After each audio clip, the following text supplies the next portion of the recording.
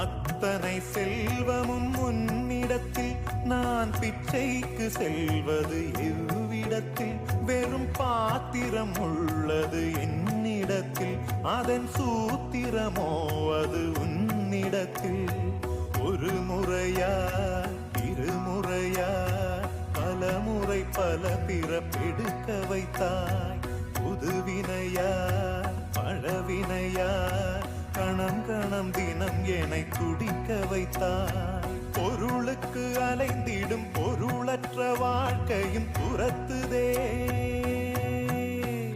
உன் அருள் அருள் அருள் என்று அலைகின்ற மனம் இன்று பிதற்றுதே அருள் விழியால் நோக்குவாய்